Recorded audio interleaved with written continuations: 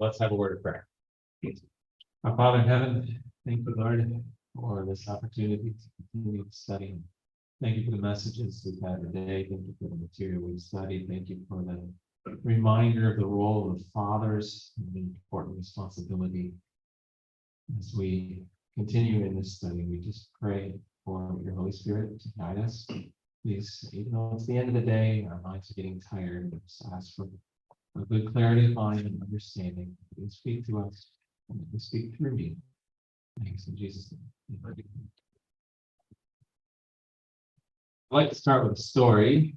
As I go, you can think about and guess who the story is about. I didn't write the story. A little lad stood at his mother's knee, listening to tales as old as the world. As his eyes went wide with the wonder of them, the dim old days when order and beauty sprang out of darkness at the breath of the Almighty. The days when giants worked their will upon a shivering earth, until God's wrath smote in a flood that changed the world. The days of the pilgrimage of the patriarchs, the faith of the old man who lifted a knife at the command of God to slay his own. The wonderful adventures of a boy who dreamed dreams, who toiled as a slave, who languished in the dungeon, who was set on high by a king, and then in the bowing of his cruel brother's form saw his dreams come true. And the little lad drank it all in, night after night, in the charmed family circle, with his brother and his elder sister and his bent, toil-wearied father. It was a humble home, mud-walled, mud-roofed, a table within and a stool for one, with a bench, a pot or two, and some pallets on the floor, the home of a slave family. A twisted rough, oil-soaked for light sometimes, or only the glow of coals under the savory pot. Or again, the stars above for company, with the uneasy stirrings of the cattle or the sheep in the fold, and yonder, dim and ragged and cruel in grim threat, the rising walls of the treasure city which the toil of the slaves was rearing. A slave mother, but she told stories. And to her, it was the wide eyes of a boy that thanked her. It was the heart of a child who drank those stories in. And it was for this little one whom God had given her twice over that she remembered and formed her telling and made wonderful in their simplicity and power the stories of God dealing with men for 2,000 years. She hoped that those stories would help him hold to his God. And they did. But she never knew. She could never dream how they would go sounding down through the ages, through the world, to the last day, and fill with faith and joy and hope and strength millions upon millions of men to come. A little hut in the grasslands of Goshen, a weary mother with the day's toil has not yet ended, and a little lad with his ever-present word, "Mama, tell me a story." But when Jochebed told stories to her little boy Moses, she gripped the world with a lever kings could not grasp and set God in the hearts of men.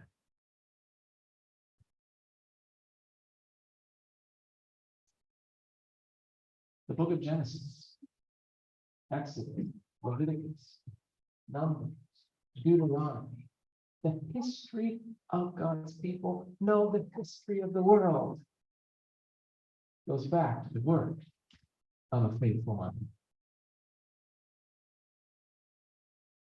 The whole future life of Moses, the great mission which he fulfilled as the leader of Israel, testifies to the importance of the work of the Christian mother. There is no other work that can equal this. Who wants to say amen? You know, the story of Israel we talked about this morning, it's kind of a sad one of educational failures. But there were some bright spots in their history due to faithful mothers. We'll consider a few of them today and some of the lessons we can learn. I also want to look about the work of a mother and some attacks culturally through science that we can find today. The history of Israel was shaped by its mothers for faithfulness or unfaithfulness. So the first great leader in Israel's history would have been Moses. His life was shaped by Jochebed, a slave mother who faithfully did her work. Do you think it was easy for Jochebed? No. No, positively not. She had some good excuses, right, to not do her duty. She was a slave. But she didn't let it stop her. Jochebed was a woman of prayer. We know that from her experience. We also know, and this is interesting, we'll talk more about this tomorrow, especially in the life of Daniel, but Jochebed knew that her time was short. Mothers, do you recognize the shortness of your time? How many years did Jochebed have to train Moses? 12, right, 12 years.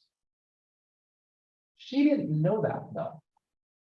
For all she was just a nursing child, right? Could have been 3 or 4, not being or 12. But do you think she made every moment count? Of course she did.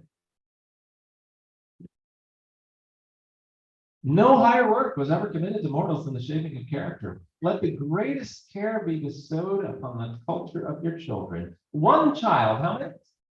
Just one.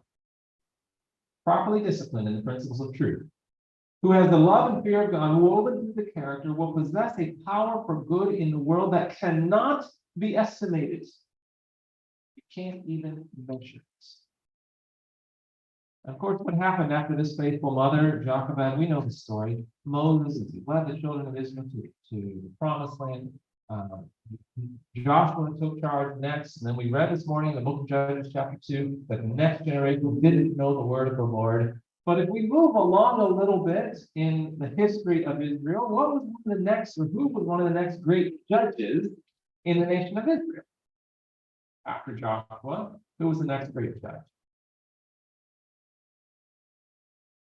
Samuel, okay, but before we get to Samuel, there's a few others. Saul came after Samuel. Who's that? Samson and Deborah, I'm hearing. Yes, I don't actually know the chronology, which of those was first. But yeah, Samson is the one I was thinking of, especially because we're told a little bit about how Samson was raised. It's quite instructive to us. Let's look at some characteristics of Samson's mother and father. On the border of the hill country overlooking the Philistine plain was the little town of Zorah. Here dwelt the family of Noah, the tribe of Dan, one of the few households that amid the general deflection had remained true to Jehovah. To the childless wife of Manoah, the angel of Jehovah appeared with a message that she should have a son through whom God would begin to deliver Israel. Now we can read, you can look it up in Judges chapter 13 if you want to know more about it. But we know that an angel appeared to Samson's future parents and told them that they were going to have a son. And what was the next question they asked? How do we raise him? Pretty good question, yeah. And a pretty good person to ask. Ask God himself. So yeah, a lot of instruction there. The Lord is the one who can give the instruction about how to raise them, raise the children. But notice they were true to Jehovah no matter what it was around them doing. And that was key in their upbringing. God revealed his will. He showed them what they should do. He told the mother major characteristics that this mother needed to have. You can sum it up with one word. Well, I heard it. Temperance. Exactly. She was told not to take a strong drink, that her son was to be a Nazarite. Do you think prenatal influences are strong? Very, exactly. Must the mother, even before the child is born, be careful about what she eats? Absolutely. We find that as a principle right here in the Bible. Now, it was mentioned Samuel. He's the next, really great judge in the nation of Israel. Let's talk about Hannah. We know the story. Hannah did not have children, right? She prayed to the Lord. The Lord gave her a child. We have some characteristics about her, though. Hannah was a woman of fervent piety, gentle and unassuming. Her character was marked with deep earnestness and a lofty faith. What do we find here? Characteristics of Hannah? Fervent piety, earnest faith. Are these important for a mother to have? Now, Hannah could not have children, though. The blessing so earnestly sought by every Hebrew was denied to this godly pair. Their hope was not gladdened by the voice of childhood, and the desire to perpetuate his name led the husband, as it had many others, to contract a second marriage. But this step, prompted by a lack of faith in God, did not bring happiness. Hannah just thought was a fervent piety and earnest faith. Her husband did what? Lacked faith. Are there any mothers who find themselves in a situation where their husband lacks faith? Her husband doesn't share her beliefs. Her husband isn't willing to advance in the truth. We see that often. Did that stop Hannah? I think it stopped Hannah. With Hannah, hope seemed crushed and life a weary burden, yet she met the child with uncomplaining meekness. Her husband lacked faith, but it didn't stop her from being faithful. She was faithful to the Lord, even though her husband lacked. What else did Hannah do? We know the story. She was praying in the sanctuary when Eli saw her and gave her the blessing. Hannah uttered no reproach, the burden which she could share with no earthly friend. She cast upon God. Earnestly she pleaded that he would take away her reproach and grant her the precious gift of a son to nurture and train for him. And she made the solemn vow that if her requests were granted, she would dedicate her child to God even from death. So we can find she was a woman of prayer. We're getting quite a list of characteristics here, aren't we? Now, did Hannah know her time was short? How many years did she have? Just 3. If you knew you only had 3 years to raise your child, would it change your parents? Wow. Quickly, he says. You would make every moment count. That's exactly what he did. You know, there's something else she did.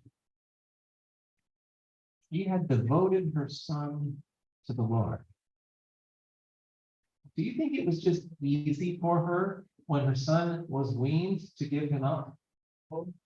I think that was probably the most difficult thing she had ever done in her life. But she didn't let that stop her. Let's read it. No, I'll make a comment on this. She loved her child with all the devotion of a mother's heart.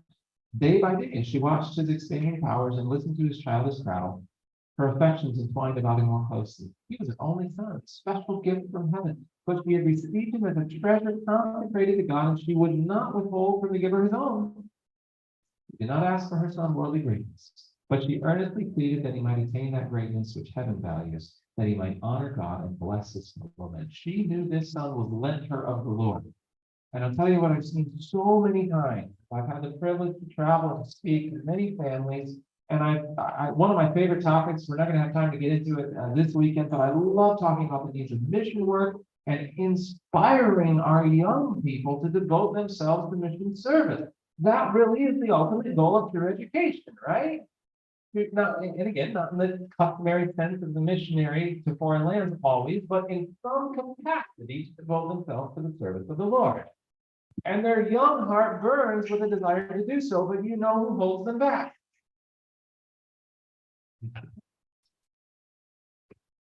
Because the parents find their own pride in their children's worldly success. They'll say, we want our children in heaven. But they also want the success of the world. And it didn't do that. Can't do that, exactly. So Hannah consecrated her son to God fully and held nothing back. And she also knew that her time was short. During the first 3 years of the life of Samuel the prophet, his mother carefully taught him to distinguish between good and evil. By every familiar object surrounding him, she taught to lead his thoughts up to the Creator. His early training led him to choose to maintain his Christian integrity. What a reward was Hannah's, what an encouragement to faithfulness is her example. What a powerful example. What a list of characteristics of the mother of one of the greatest leaders in Israel's history. And by the grace of God, we could see this thing today. Now, there were others who were not so faithful. We fast forward in history, I find it quite interesting, the story of Rehoboam. Rehoboam was the son of who? Do we remember?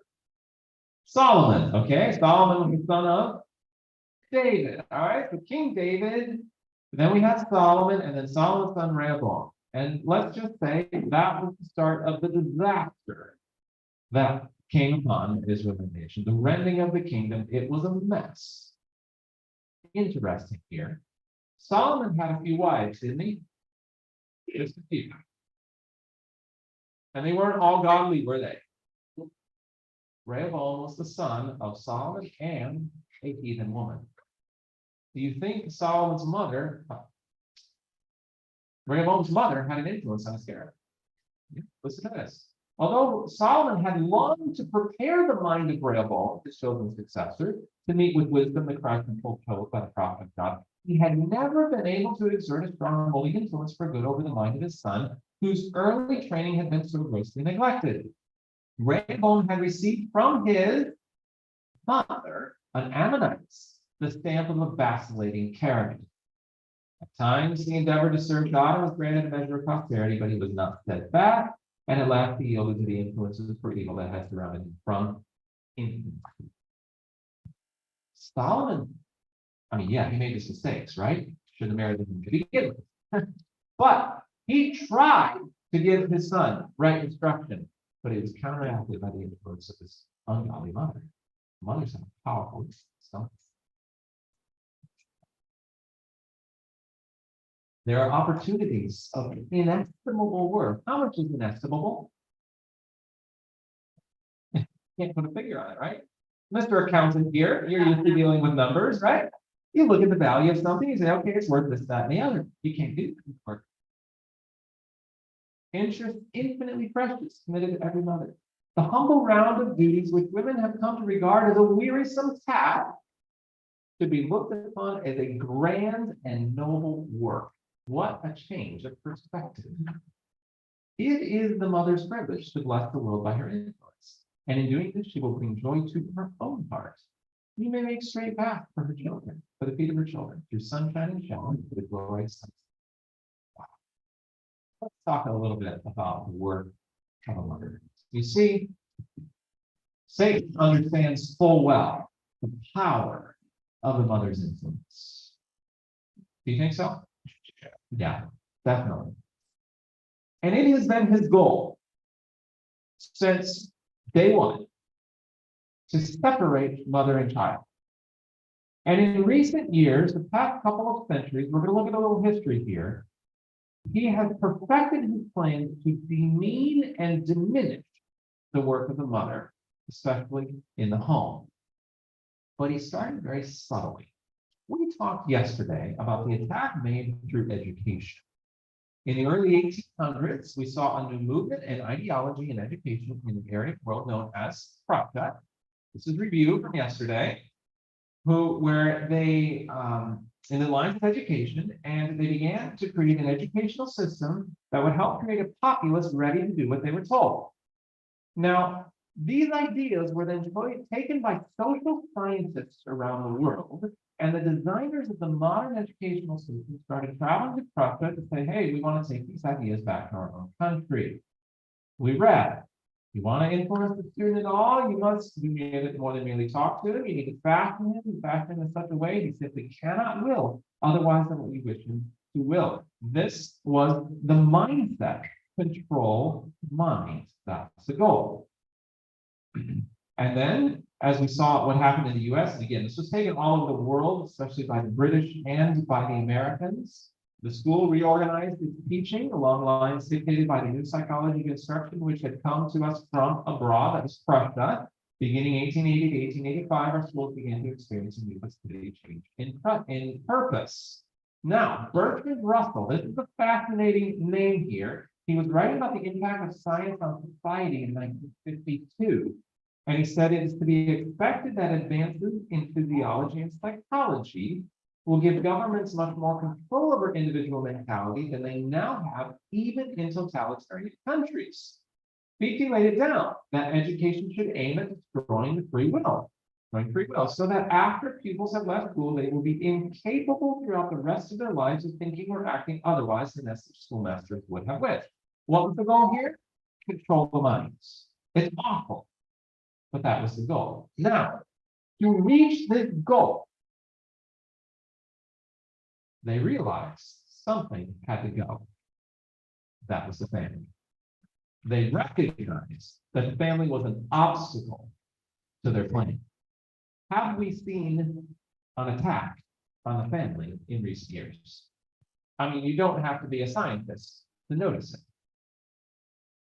And what we see today is actually only the fruit and culmination of over a century of hard work.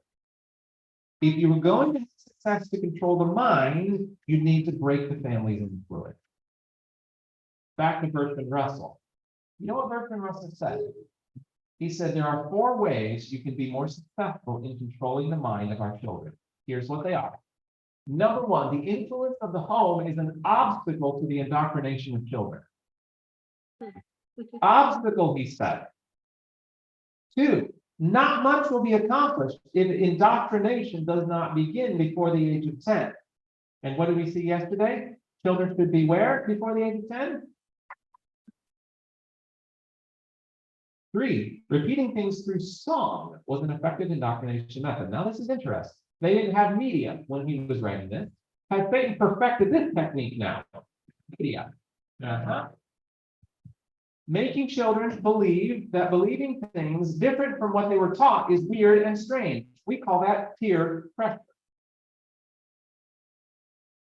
Do you think what's going on today, the things we see today are just accidental? No, absolutely. They were designed to be that way.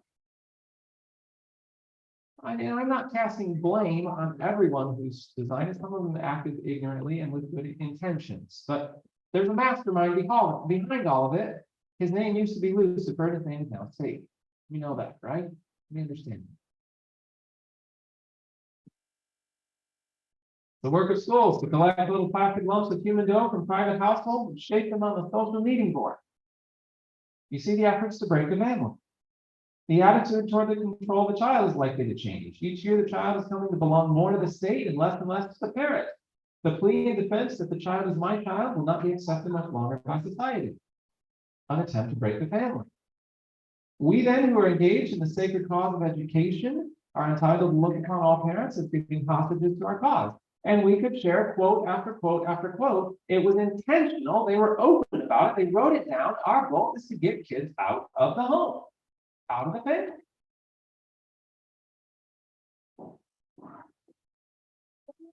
But God had established the family as the original and ideal educational unit. We've been talking about that this morning. What did he tell them in Deuteronomy? These words, who's he talking to? Talking to the parents. Which I commanded this day shall be in thine heart. We've already analyzed this.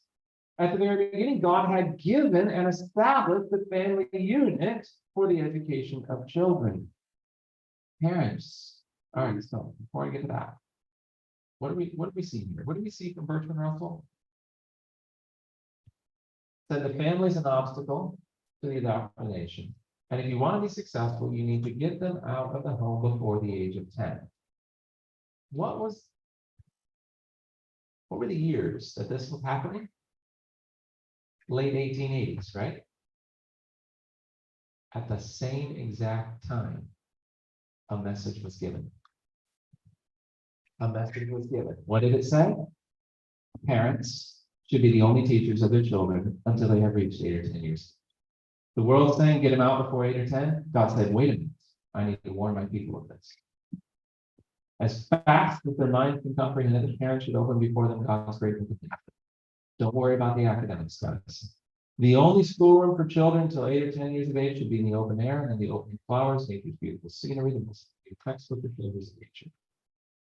Is it just me, or is the timing of this incredible? Late 1880s, we see this movement around the world to break the family, to get the children out of the home, and this message is given. It's not coincidence.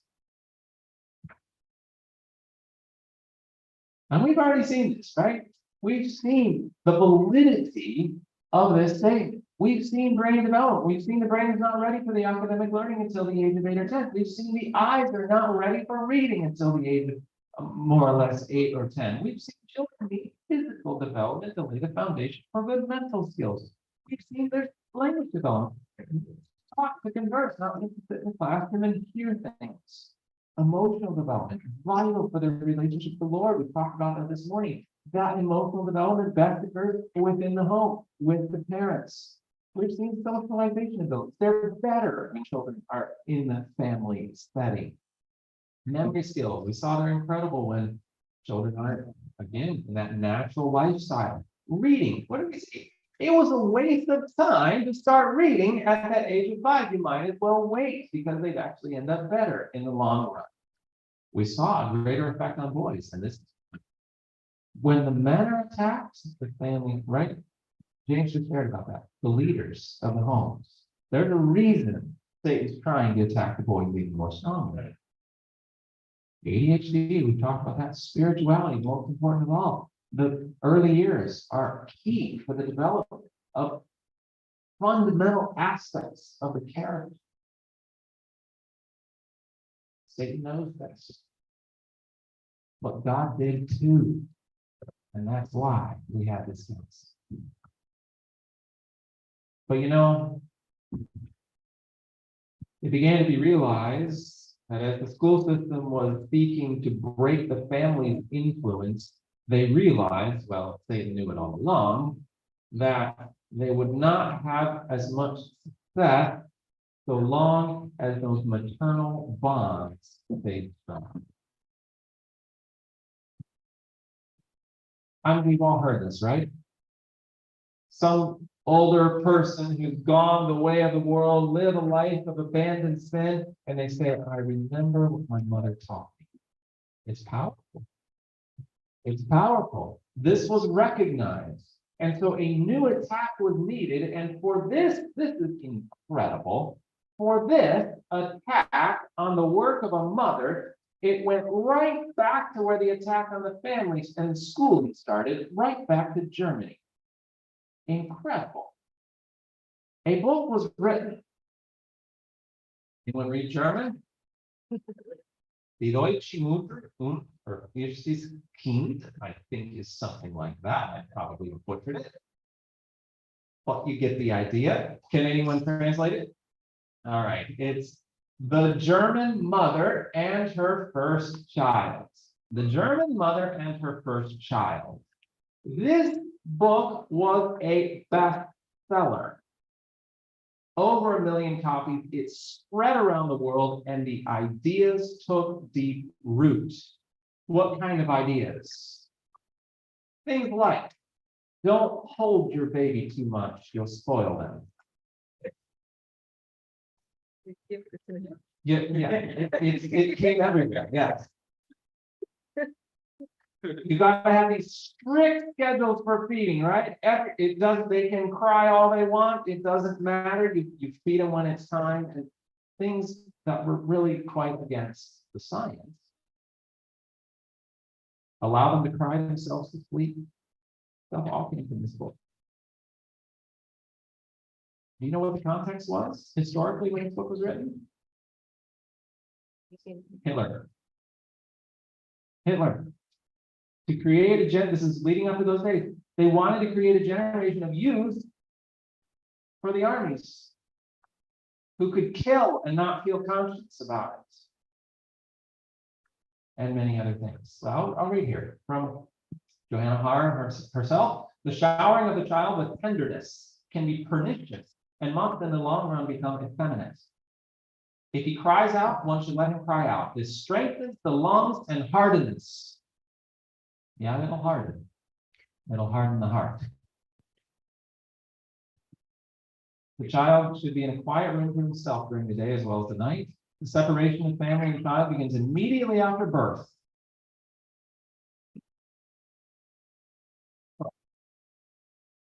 I hesitate to even mention it because I know I just want to pause here for a minute. I recognize that some of these topics are very sensitive, okay? There's a lot of emotion tied up in these topics, right? right? This is mothering, this is childhood. I recognize the emotion involved. I don't want to come across as insensitive or critical. I hope you understand, okay? But we're pointing out the attacks that have been made, and we're looking at the ideal. And so if someone has, followed some of these methods out of innocence, out of good intentions, the Lord understands that. It's not my intent to criticize. It's merely to point out the idea. All right. Notice the separation of family and child begins immediately after birth. That is how it is done in the hospital. For decades. From the first minute of life, everything was done to promote the inability to relate. And that is fascinating. The inability to relate. It doesn't say, diminish relations. It says we want to make it so they can't have relations. Everything was forbidden that promoted relationship. Because the main goal is to prevent the relationship between the mother or the parent and the child from developing in the first place. Now, this is like super extreme. But we need to realize that the ideas in this book spread the world. To some degree or another, they've been adopted. Dr. Elliot Barker, he was the one I mentioned earlier, who's done research on criminal sociopaths and psychopaths. He studied their life. These people don't have a conscience. And he looked at what their background is. In the majority of cases, the first 3 years of their life, there was neglect or abuse or something like that happened that broke the connection between mother and child. Nothing is more important in the world today than the nurturing that children receive in the first, how many years? 3 years of life. For it is in these earliest years that the capacities for trust, empathy, and affection originate. If the emotional needs of the child are not met during these years, permanent emotional damage can result. Now, Dr. Barker doesn't know about the power of God.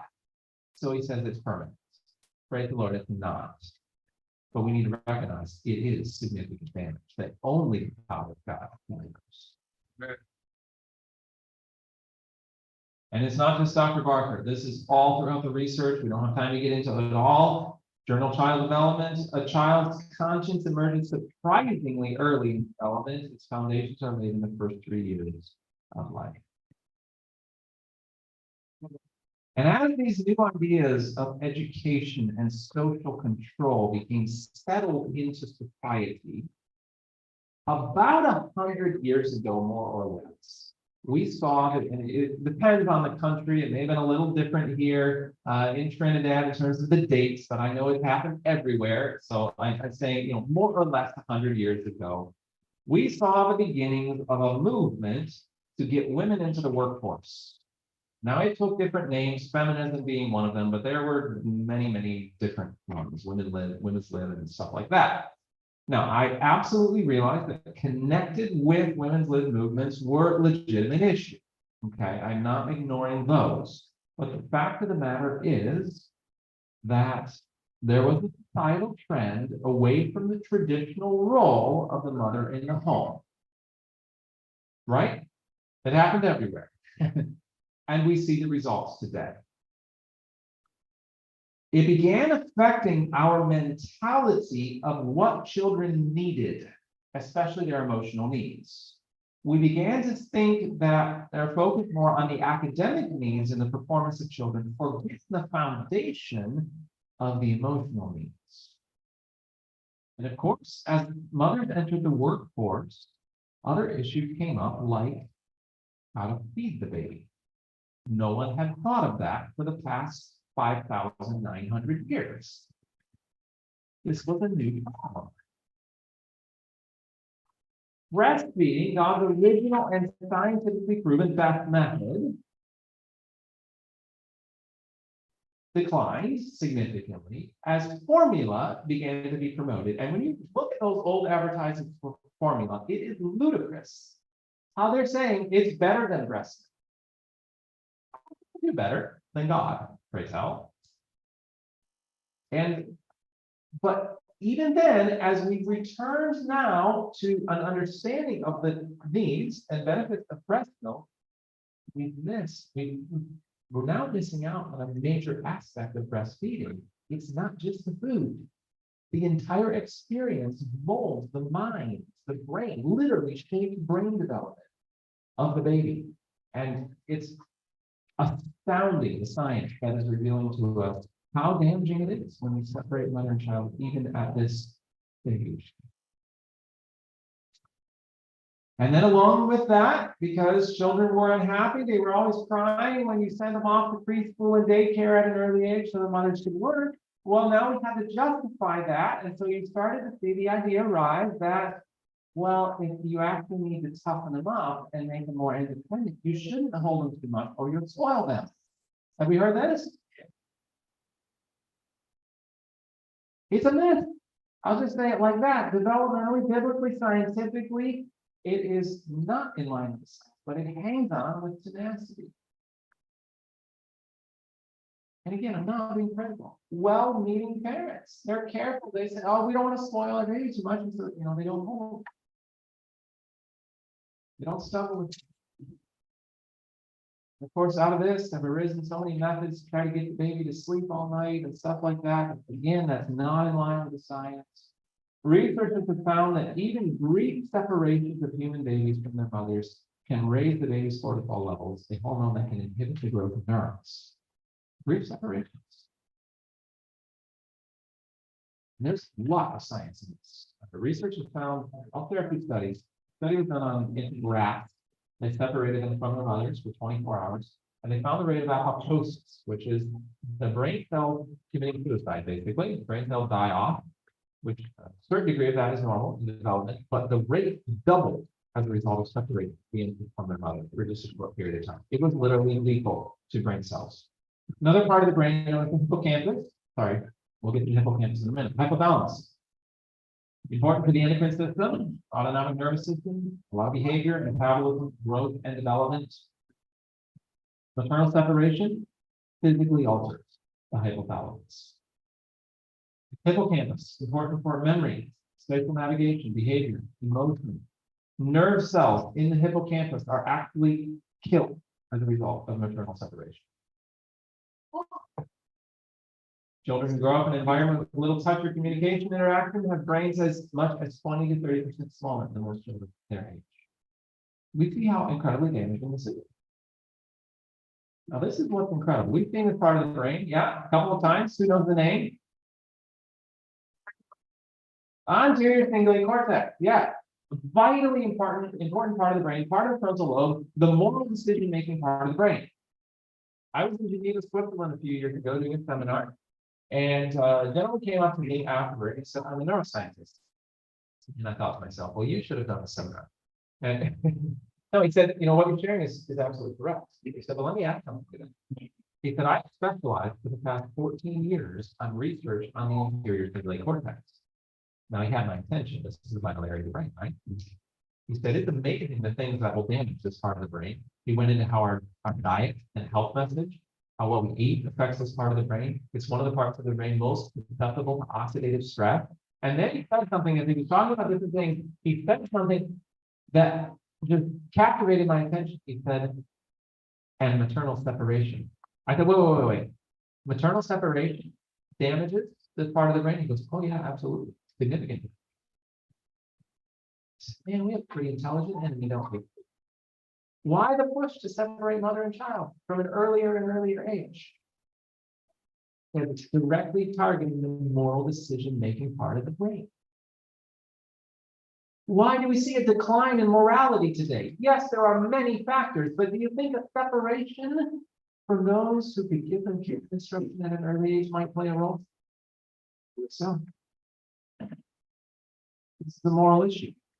Now, I want to clarify something here, because I realize this is a point of confusion for many. And that's the topic of spoiling. We don't want to spoil our children, do we? Clearly no. That has some negative consequences. So we need to understand what it means to spoil versus not spoil. Okay, we have needs and we have wants. All of us, I'm sure, have needs and wants. I need to eat, but I might want a cookie. All right? I need a car, but I might want a Ferrari. Not really. So when it comes to children, children have needs, children have wants. Supplying all their wants, that would be spoiling, right? everything they want. But giving them what they need, that's not spoiling. That's the duty of parents to give them what they need. So the important point here is to define what is a want and what is a need, right? You're tracking. So this is the issue. As a culture, as a result of the things I just explained and many others, we have begun to define cuddling, holding, carrying, things like that, giving tenderness and attention. We have begun to view that as a want of the child, and therefore not being for fear of spoiling. The opposite is true. It is a need of the child. God created children to need those things. It's not spoiling them to not give them all those things. It's denying them of a basic human need. Needs, Rachel Sampson. Well put. Needs are needs. You cannot train a child to not have needs. You can only train her not to express them. The needs remain irrespective of whether they are expressed or inhibited. The needs remain. And the implications here are huge. We can teach a child not to express themselves. We can teach the child to suppress their feelings, hold it in, and wonder why they blow up when they're teenagers. Wonder why they have emotional problems when they're older.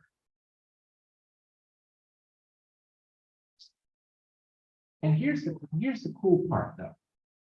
Because we want our children to be independent, I mean, right? We want them to grow up with especially moral independence, as we would say, to not be dependent on others for their beliefs, but rather to depend on the Lord, to be able to make decisions, to stand like Daniel for their faith. We want this for our children.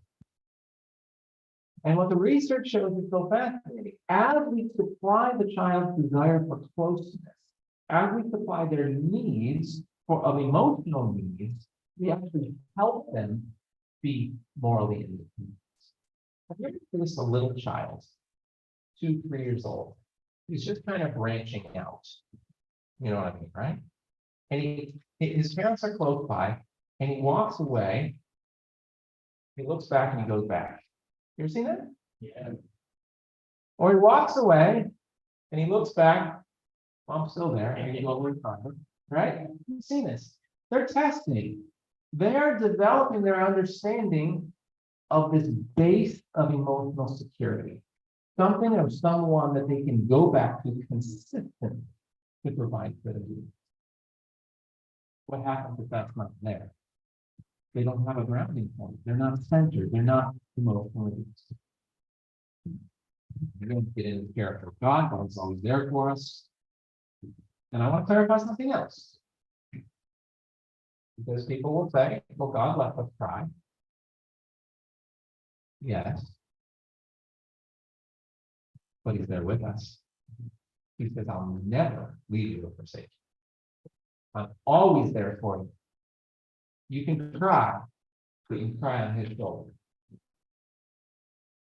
So my point here is supplying the emotional needs of the child doesn't mean that we don't allow difficulties.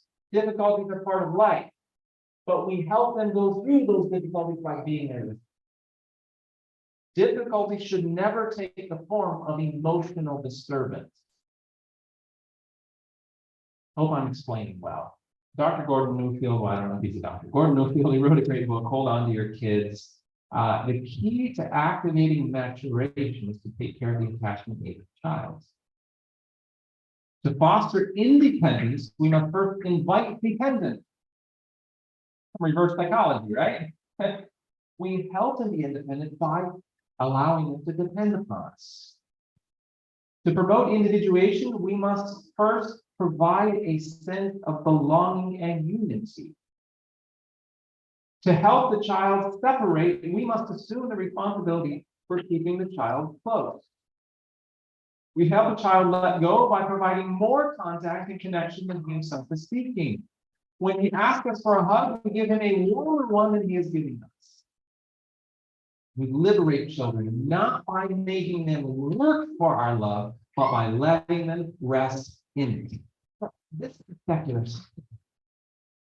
I'm basically quoting the Bible right now. Do we have to work for God's love, or can we rest in it?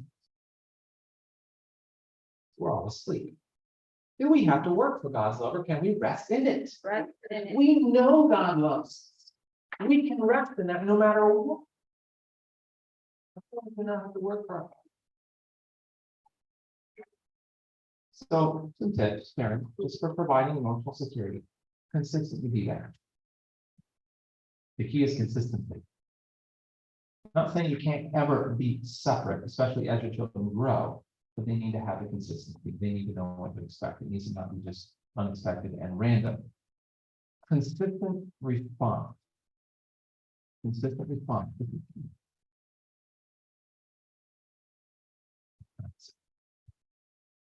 I'll become more source. Show physical affection.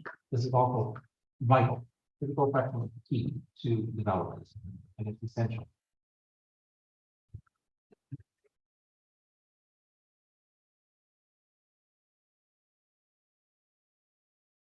And I want to clarify again, I know these topics have been concealed, the connection to the mother and stuff are emotionally sensitive topics.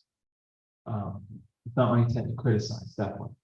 I recognize that this material can be challenging to a parent who has seen, oh man, I could have done better at that. That's okay. As I mentioned earlier, it's never too late to invest in relationships. It's never too late to start with that plan. There's plan A, but there's also plan B and D and F and H and a much longer alphabet than we have. God is always there to provide another.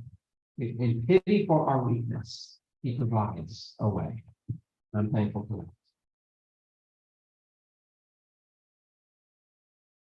Parents, I just need to mention that this is also a big one in terms of damaging emotional security of the child.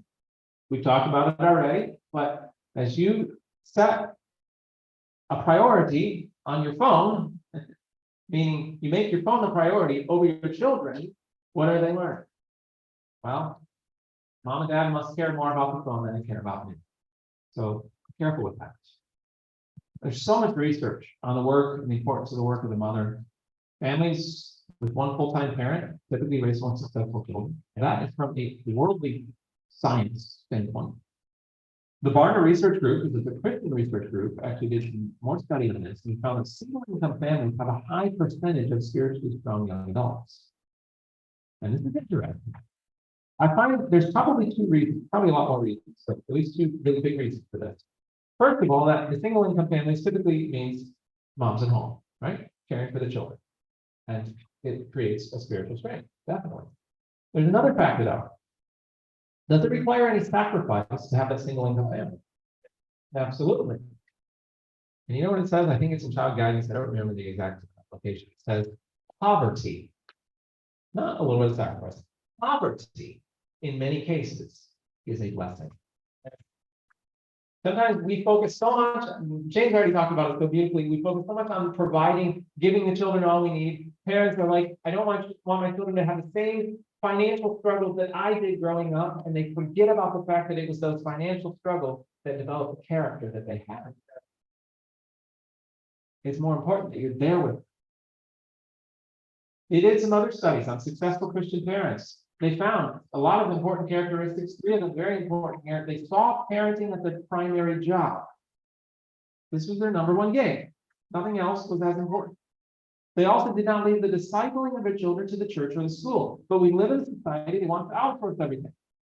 All right? Make enough money so we can pay someone else to do our job for us.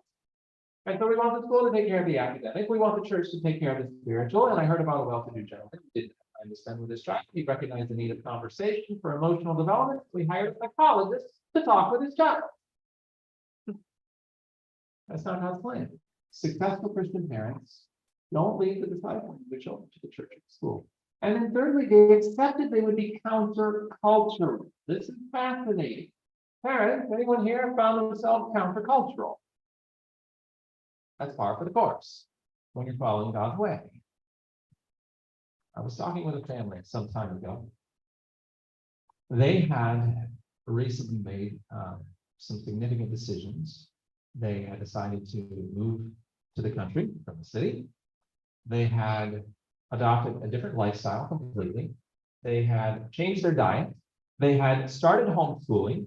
They had made so many changes, you almost couldn't recognize them anymore. And in the process, they had lost all their old friends because their friends said, you guys are too weird. I talked to the mother. It's been about a year since they made all these changes. I said, "Oh, how's it going? What would you say?" I asked her specifically. I said, "What would you say to a mother, a father, but especially a mother who is facing these same challenges of feeling like you lost all your friends, everything's just your world turned upside down, all these changes, it's so difficult. What would you tell them?" I said, "Well, I'll say this. It was really difficult at first to feel so weird." She said, "But I learned something. I just like being weird now." Like, you what? You like being weird? She said, "No, not really. I don't mean that." She said, "But I learned something. I'm doing what God wants me to do with my life. So according to God, I'm normal. So if the world thinks I'm weird, but God thinks I'm normal, then I like being weird." I said, that's the perspective we need to have. We need to look at things from God's perspective.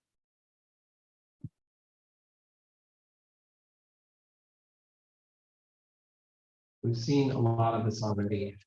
Let me read this one. We have not seen this, and this is vital. Young hearts yearn for sympathy and tenderness.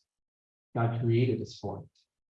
And if they do not obtain it from their parents, they will seek it from sources that may endanger both mind and morals. We process. God created us for relationship. And if children don't find it in the home, they're going to go looking for it. Yep, they'll probably start with the phone as soon as they have it. And they'll go into human relationships. Things that may be what? Endanger both mind and morals. Do we recognize this is not a want, this is a need? Young hearts yearn for sympathy and tenderness. It's not talking about teenagers, it is talking about teenagers, but it doesn't start with that. It starts with them. I just want to share a few quotes here about the work of a mother. I read this one already. Opportunities of inestimable work, interest infinitely precious are committed to every mother. Did you know they actually did a little, you call it a study comparison, but they took all the different things that a mother does and they put a salary on them and they added it up. How much do you think it was? Quite a few million. Yeah. Yeah, let's just say mothers are the most underpaid people on the planet. You know what? They could put a value on that because that was just a period of things. Why can't you put a value on it? Because we're dealing with eternal things, the souls of our children. The tenderest earthly tie is that between the mother and her child. The child is more readily impressed by the life and example of the mother than by that of the father, for a stronger and more tender bond and union unites them. This is well supported by science now. Don't get upset with me, fathers. You heard in our previous talk by James, father's work is important, vitally important. But we need to recognize mothers have a special connection that God is doing. They have wrong. Solomon couldn't counteract the mother of Rehoboam. The Lord has not called you to neglect your home, your husband and children. He never works this way. He never will. Never for a moment suppose that God has given you a work that will necessitate a separation from your precious little flock. The mother who trains her children for Christ is as truly working for God as the minister in the pulpits. Whew. Well, that's responsibility. The influence of a well-ordered, well-disciplined family is far greater for good than is the influence of powerful sermons from the pulpit. Who likes a good sermon? I certainly do. The influence of your family is even stronger. This is interesting. The mother should not accept burdens in the church which compel her to neglect her children. Is there anything wrong with burdens in the church? No, they're good. but it shouldn't compel her to neglect her children. The best church work in which a mother can engage is working in the church. The training of her children, it says. In no other way can a mother help the church more than by devoting her time to those who are dependent upon her for instruction. What a concept! Because a well-ordered home influences the entirety of society and builds its relationship. My personal favorite: the king upon his throne has no higher work than has the mother. She has in her power the molding of her children's characters, that they may be fitted for the higher immortal life. An angel could not ask for a higher mission, but in doing this work, she is doing service for God. Let her only realize the high character of her task, and it will inspire her with courage. Let her realize the worth of her work and put on the whole armor of God, that she may resist the temptation to conform to the world's standard. Her work is for time and for eternity. Wow. Mothers, do you desire a life work, a mission? God has given you one in your children. Do you want to have an influence in the world? The upbringing of your child, your children, is the most influential position you can have. You want to be a leader? Lead your children to Christ. Do you want to be a reformer? Reform your families, and the reforms you begin can change thousands. Do you aspire to missionary service, mothers? If you're faithful as a mother, God will record your name right beside David Livingstone, Hudson Taylor, and all the rest of the world's greatest missionaries. Do you want a great work to do? Well, we just read your work is greater than the kingdom of the sun. The greatest leaders man can put in place cannot equal the work of a mother. Does this mean that, well, mothers are important and kings are important? No. To me, it means that the world could do without kings, but it could not do without faithful mothers. Do you wish you could go be an angel? It'd be easier, wouldn't it?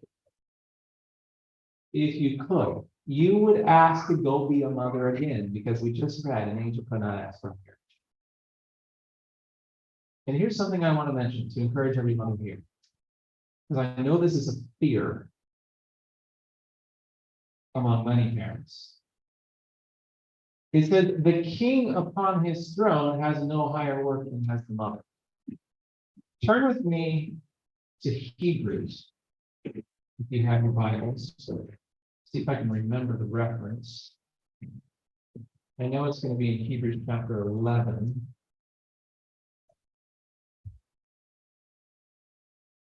Yes, Hebrews chapter 11, verse 23. We started with the story of Jochebed, Moses' mother. Hebrews 11:23. By faith, Moses, when he was born, was hid 3 months of his parents, because they thought he was a proper child, and they were not afraid of the king's commandments. You say, okay, what's the significance here? What kind of fear are you talking about that families have? Jochebed was not afraid of the king's commandments. She knew that she had a calling from God. She knew she had a responsibility greater than the king upon his throne, and she was not afraid of whatever the king might say. In fact, she went against it. Her duty to her children came first. Jesus said, render therefore unto Caesar the things that are Caesar's, and unto God the things that are God's. Now, often we use this verse to apply to paying taxes. Certainly, it applies. We should pay taxes. But the principle is much broader than this. Jesus here is saying some things belong to the state, some things belong to God.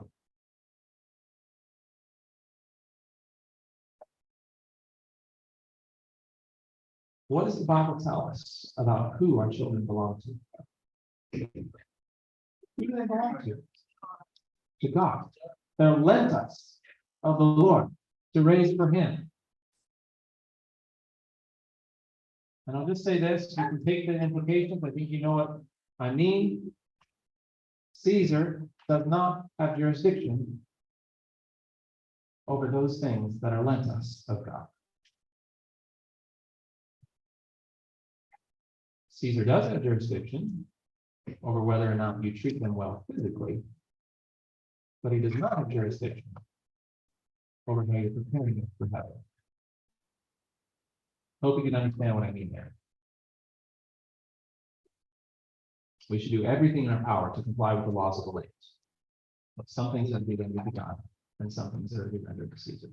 And when we are willing to do that, when we are willing to take the step in faith, like Jochebed did she pray? Did she strategize? Did she do everything in her power to comply? And when she had done so, she left the rest in God's hands. Did he open the way? In a way she could never have, right? He got Caesar to pay for the child. When the judgment shall finish and the book shall be opened, when the well done of the great judge is pronounced, and the crown of immortal glory is placed upon the brow of the victor, many will raise their crowns in the sight of the assembled universe, pointing to their mouth, say, she made me all I am through the grace of God. Her instruction, her prayers have been blessed to my eternal salvation. Is there anything more important than this?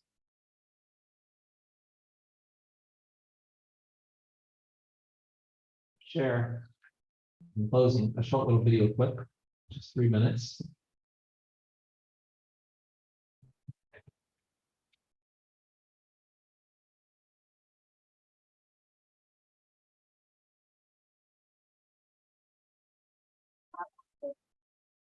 Question: what are you called to?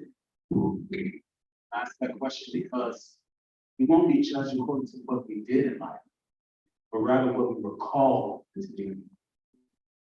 Imagine with me standing before the throne of God and a scenario like this. Evangelist Anderson, come forth and give an account of your stewardship on earth. Evangelist, I'm not an evangelist. I had an accounting firm. I had Evangelist Anderson. Where are the 347,566 souls I called you to impact in Asia? Where are they? I'm an accountant. I'm an accounting firm. I work churches. I work ministries with their finances done. Where are the 347,566 souls in Asia I called you to impact? Son, where are they? As you taught me, as you taught my faith, I will reveal this to you.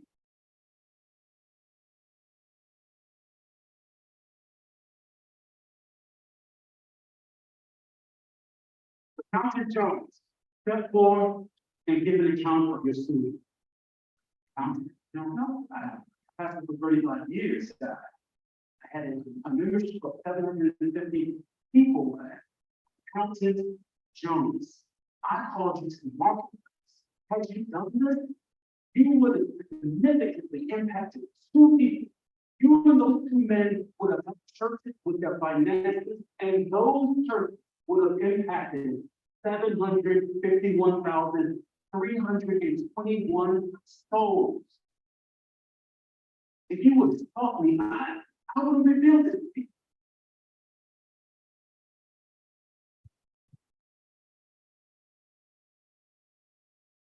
Sister Good, come forth to give an account of your stewardship.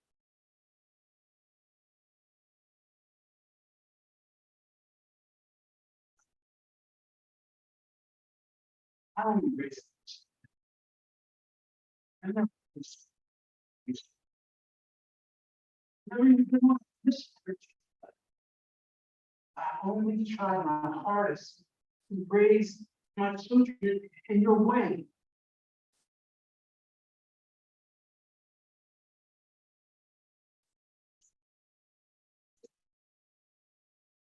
I never called you to preach the nation. I never called you to go to other countries on mission. I called you to raise 3 children. And let me show you the 1,579,541 souls those 3 children impact.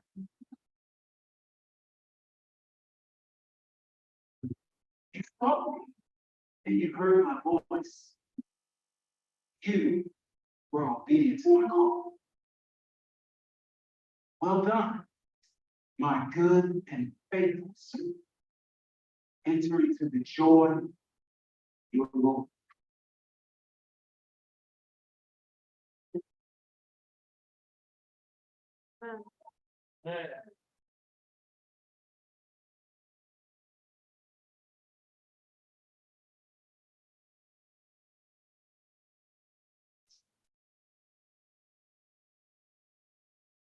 Heal you, mothers, families, fathers, if you pray. Be faithful in your calling. Lord will reward the things such as we cannot even imagine. Amen. Amen. It's been a full day. Encourage you to go home, think about it. Things said, quiet. This is just the 1% today. Next comes the John beginning to be quiet. Let's close with a word of prayer.